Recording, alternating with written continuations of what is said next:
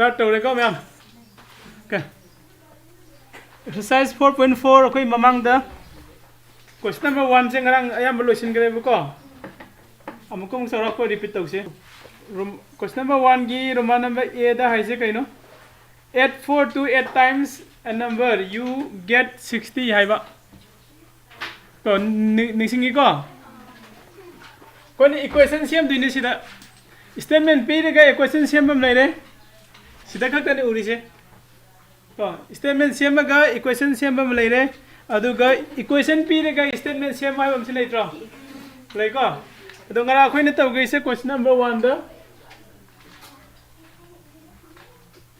question number 1 gi roman number 1 hai re ko add 4 to 8 times a number you get 8 4 2 kariba 8 times a number EIGHT 8 times number you get क्या fungi बा 60 सिंगरा कोई same करेगा same करे तो सिगी इसे equation तो command same है बा निकी ना होता है रो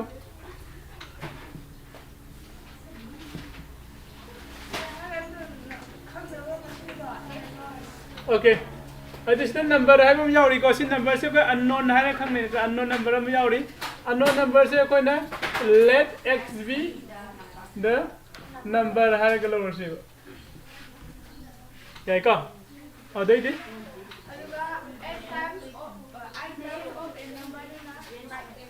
okay 8 times of number है के दी 8x और 8 4 है नहीं ना कोई ना plus 4 लोग रे you get 60 और हम यार नोई मैम लोग खाएंगे को से रास खाएंगे को सना मतुम खाएंगे ओके सिसे कोई ना जो हर क्या है के दी सिसे अमुक solve तो अमुक जो है दी बा अदु से solve तो क्या है दी को आई सोई मते मसे मुथक के को कोई जैसे लाइरम नहीं ना कोई ना solve तो है जे कहीं ना है जे 8x को plus 4 equal to 60 से solve तो है रे से solve तो मतलब जो कोई ना fast है जिंग से कहीं ना fast तो कोई जिंग से कहीं नहीं बा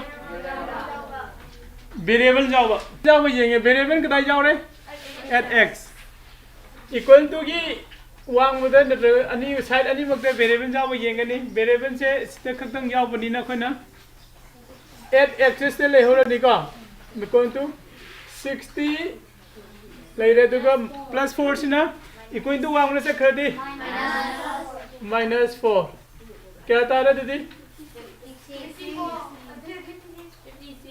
56 का अरे दी x से equal to सीधा 56 ले रहे सीगे 8 से सीधे into एवरा divide एवरा करी होगा into निको into और कभी equal to की वांग मसाला दी करी होगा नहीं बा divide का divide 8 अरे का अरे दी 8 से ना 56 ता divide तो दी क्या फंगे 8 7 जा 56 सीता रे का दी therefore x equal to 7 7 ओइबो मतम दने सिगे से मानना नहीं बा इक्वेशन है तो कइलो मागी साइड अनि से इक्वल हेलो हाइब ने ता इक्वल ओइ हाइब तो वेरीफाइड तो हाइब ने बा सिसे कोने सॉल्व तो हाइ गदी से कोने सॉल्व तो हाइ गदी सिगे लेफ्ट साइड ते ले सिगा राइट साइड से सो तो हाइब को ओके नाम कोई जेंग दे दो हासु लगी जेंग से मानना जेंग से को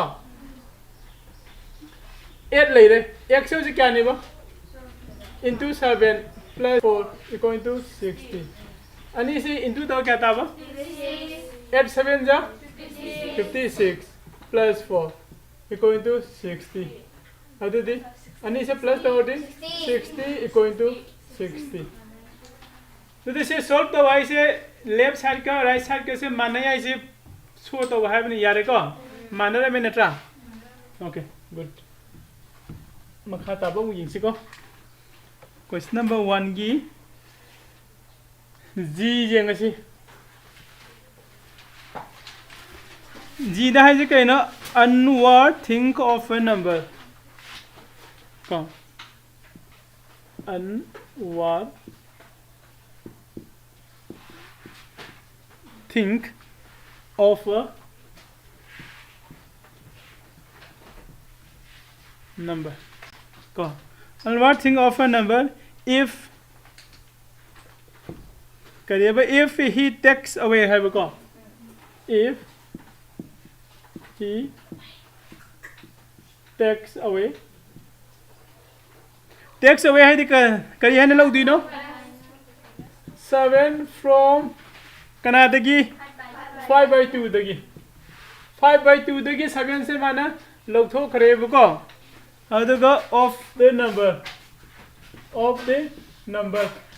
se koi na unknown ni natra ore na se kari ore ni x sume ko number ko the result is kari fange ba 23 the result is 23 Alwar think of a number he takes away 7 from 5/2 of a number the result is 23 hai badi alwar se number ma khal leba karma number na khang de ko man nam na kano se noi edi khoina maitai lon da karam se leida na manipur da pak khong san bai bam se leitra adu sum sana ba yai ko alwar na number ma khale hai riba number si dagi ne ko 7 se take away 7 se ma se na ngasai gi kano se hai riba number si gi 5/2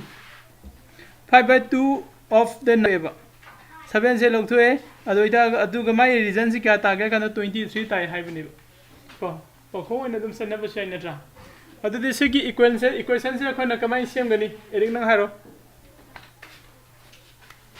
5/2x okay first da koi let to sulam ji ko let x be the number ya ko de makha da kan gari na hai to 5/2x 5/2x minus 7 take away hai bai ne ko minus ore se adu ko take away hai ka minus e to oi ba se ina 7 minus 5/2x hai di abra kari kino from yaw di ko okay no yam hai ram me ko ai ngom den hai gen ni khale di sida hai me se he takes away 7 from 5/2 of the number 7 se log thok tu se 5/2x minus 7 ko 5/2x te log thok ni ko chume ko adu ko si tai hai ba yare ko adu di solve tau thom hai tu re bam si mu that ke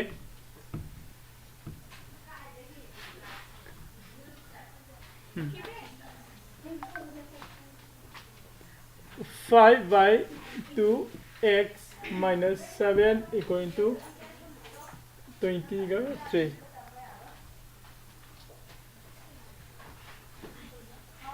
yai ko ma'am sidi kamai na koi solve tau gani hai betang hai ro solve tau ba smai tau ba yai hai na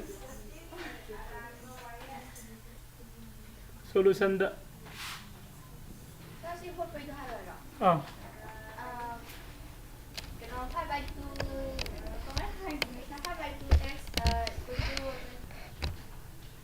5/2x equal to 23 plus 7 7 sum thang do kai se kai gi no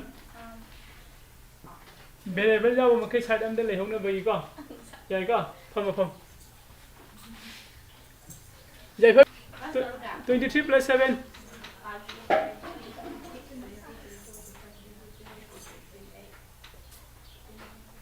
23 the 7 plus tau du ba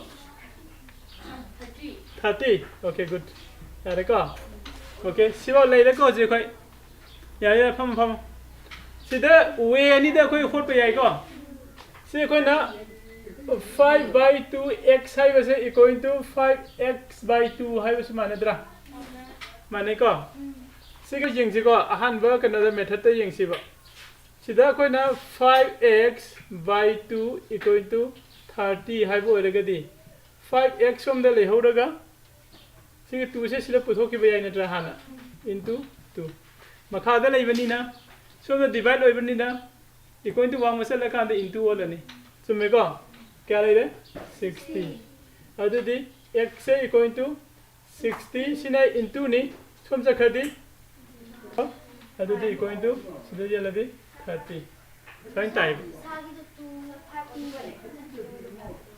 이거 써야 말고 typing mistake writing mistake 하이도 보시던 오케이 실례래가 아도가 아도버 왜 아마다나 시즈 좀 탐기게 아도지 마ям나 팜나버 왜다가 시다게 시다 피르게 코스마이나 어디까지 가르쳐요?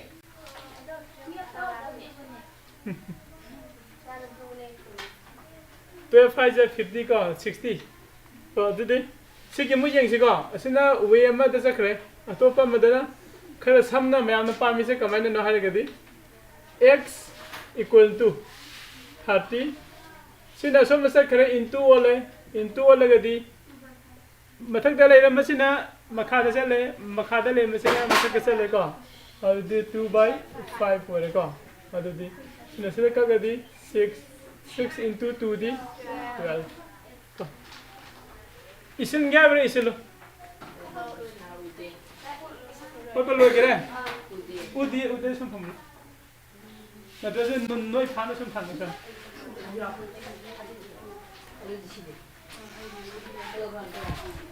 Other quick question number 1 say I am a Hiragadra.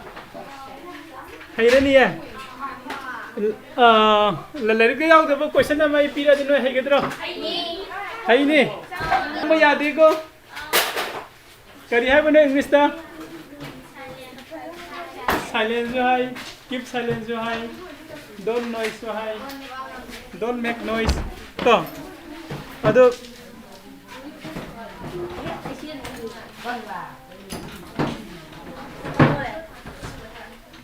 fazenda phamo fazenda phiyo lang no yare.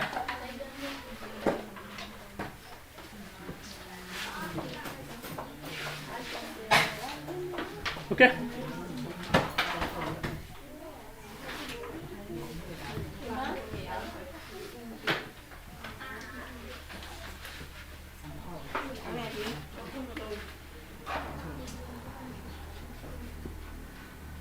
If I take 3/4 of a number, if I take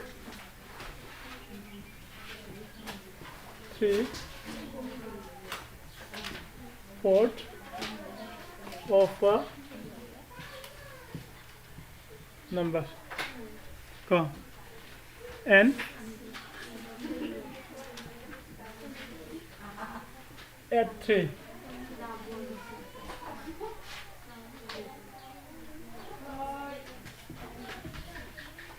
Add 3 to it ko. I get 21 hai ba.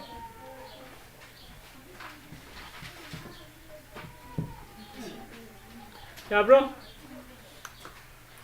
This equation same mo aduga solve tawtho.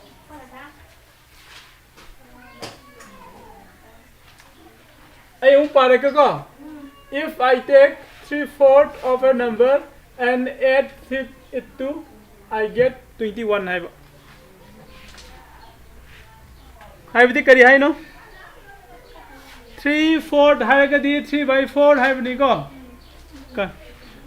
if I take को 3/4 से ने लौरे बा of a number अमगे 3/4 से लौरे and the add 3 हाइबा लौरे बा number से दा कोई ना 3 से add तौसिल ले 21 फंगे बा अदुदी equation सेमो अदुगा follow को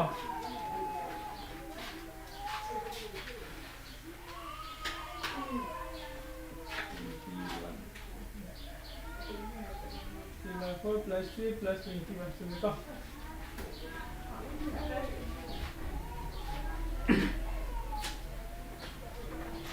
next x be the number 3/4 x plus 3 equal to 21 minus 3 x okay so mình lâu lắm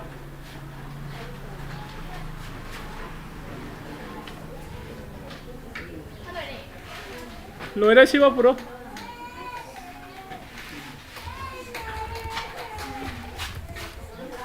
Good evening. Coco?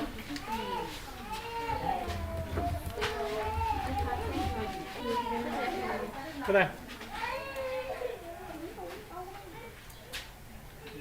Okay. Uber yang kan ke? Ika.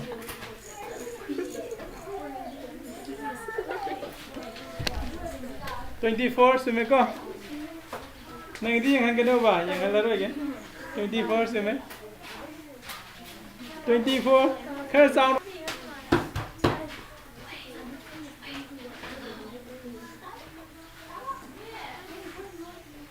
20 का 4 24 तारे सुमे को okay good 24 सुमे 24 सुमे 24 सुमे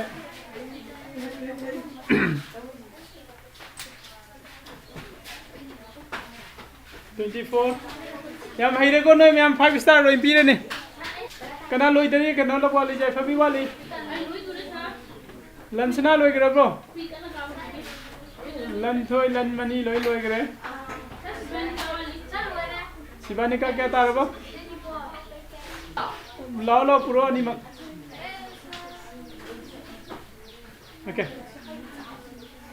सुरस Loy bro okay कोंगा way 지금 쓰게 너 신나 이제 ፈ비기 Boleh ni papan ni yang dini jom dah. Okay. Ya apa loy na?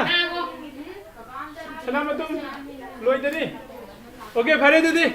Sudah yang oi hol ke oi maningi party wari sarakan sudah YouTube live hari ko. Ta bro. Tapi now wari sarakan sudah loy chat ko. Ta ye sibo. Okay. Aja kita kaya siang gimana ini? 3 by 4 3 by 4 x ko plus 3 equal sini sumi ko. Masa itu kita mana ini terus? 3 by 4 sumber le hore x le equal to 21 sih dasar ki minus plus 3 se equal to 1 malang gadi minus 3 1 gani. Suras. Nas kan betul mikau siapa gantai ko? Okay. Ada desi kata ada?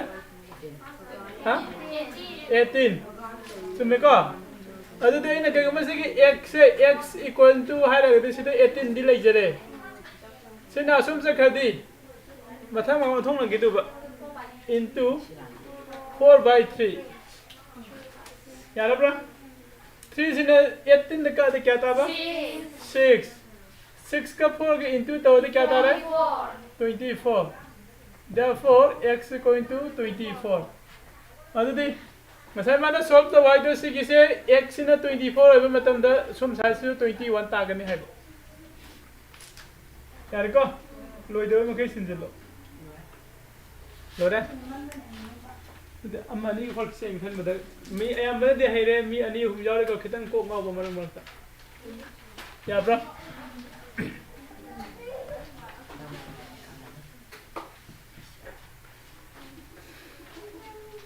नोई ने वाल से कहीं नु खम ब्रा corona ने सही अनी लाइक तम की दब तो अदु की नहीं बा कोरोना सही अनी लाइक तम की दब नहीं ना हो जिन्हें क्लास 7 काल को ऐसे 5 के 6 के काल को कैसे माने कबक कबक तरोग लांगनी तो ऑनलाइन दे कई दे खरा ट्यूशन से चट पसी जाते कोरोना लाई बनी ना अदो हनक दे कोरोना ला से ऑनलाइन दे ट्यूशन लोइन फंगनी को सुमाने दुम सिदा इने तरोग थादोरा नि जुम दम फम यिंग या ओके हां क्लास आउट दे फोटो काप ने ते सिदे दे कुन क्वेश्चन हंगा को जानी सिदे मी म्याम कनो दा हंगाई से उब्रा जमा जे सीबीएसई रा सार हंगाई से को सीबीएसई का कनो का समाने सिटी नत्र मणिपुर बोर्ड ने मणिपुर बोर्ड की निको अदो सिलेबस से माने बने क्लास 6 7 दे NCRT की NCRT बुक ने कमेंट लाई से ओके D दे लाग से D that is kind of when I subtract 11 from twice a number. So, when I subtract Kareena subtract तो इसे के नंबर क्या होना 11 कदाई देखिए from कना देखिए no twice a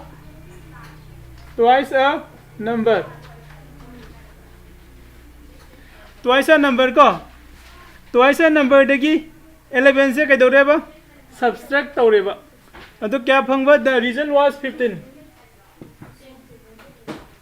the result was 15 क्या को सिगी इक्वेशन सेम से ब्रो आई सेम करा नो सेम करा ओके नो सेम दो जिंग्स लोए दी पुरोस ले जाएंगे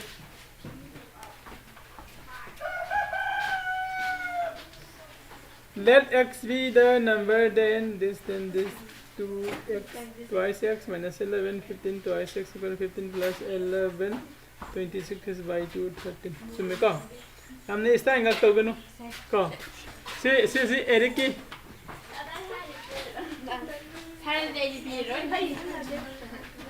ओके 13 सुन को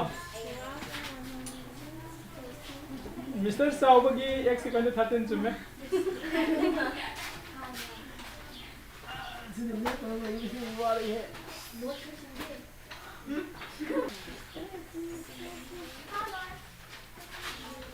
लोरे क्या था आगे 13 था ब्रो सुनने को कनाना लोरे बा काका लोई तेरी बा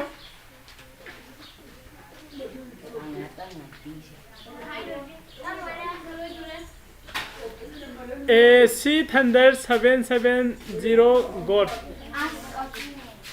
Austin la Austin nang so class 7 x equal to 13 सुन को Austin no friends को या hello को सन सम बोसा मयक सेंगबा वाले मयक सेंगबा वाले मयक से मुक सेंगना बसे म के हयंग सिते को खरे ने सेंगना बा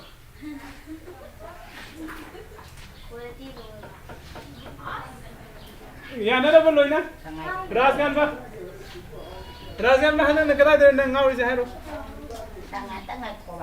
so ma hitre de yaro hin ka exam de ka ikari ide bena ngom de nate rastu no loire 13 tare bo 13 tare okay len mani 13 okay chana thoi di tare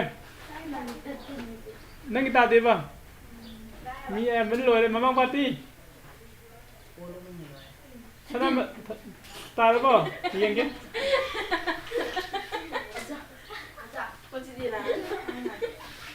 Ana dia ayo नहीं करा 13 को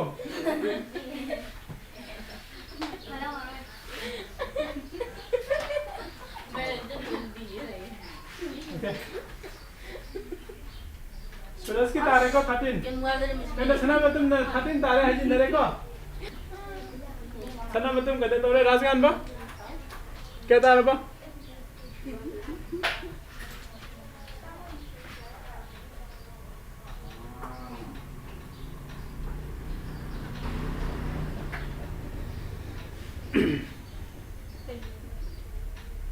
यार बो राजगान में तारे हैं Ama saya mau ni semua dia intern.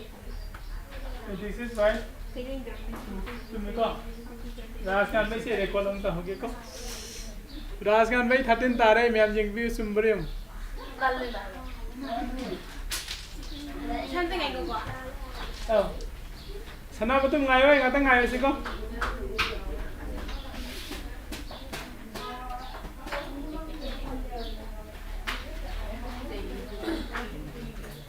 कोई सोम सासे लोने जर खाजे लदी को एक सेंगनी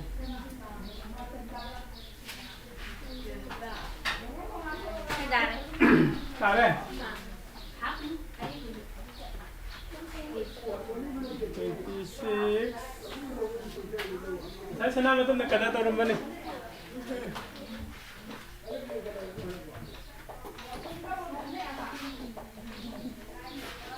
the question number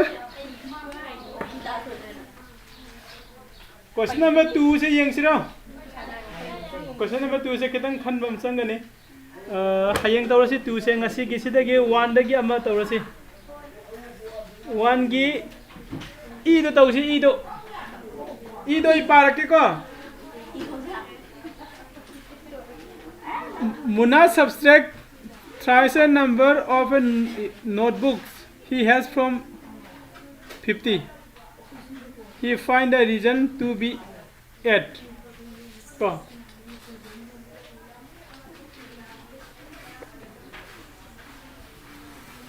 Roman number E ni ko. Roman number E. Ayo pagi ko. Muna subtract thrice the number of notebooks he has from 50. Aidi. Question de noi gyan tara bro. Taye. Muna sin kai do ba. Thrice a number of a notebook ko. Mana subtract tawi ba kadai dagi magi hana 50 leiram badagi he has ko hana mai 50 leiram basi dagi subtract lok thoe adugi matung da kai do ba. Adi matung da ko mana muka mungasagi divide to the sum by 5. That's one rene is reason to be attacked. Se book se kana hai lo bodo. No re.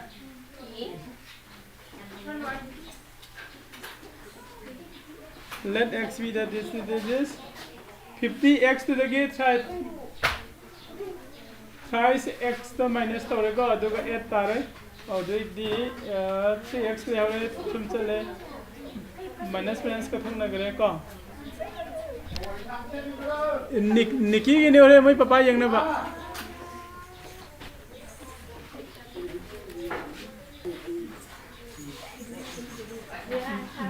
निकी के मुझे पापा तो young करें ना काबुली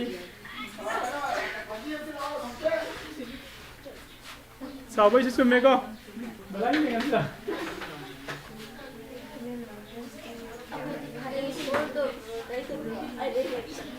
Na ko nga lang minus 3x. Na ko na ini show mal. 14 ni tai sume. Minus ka se mali wakan du tak na gane yare. Sume ko. Ni minus mo tak na gitu ba. Is it me? Is it me?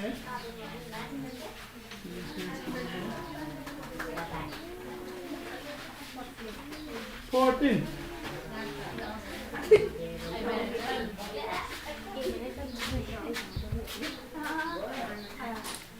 Abinaw gi sume se.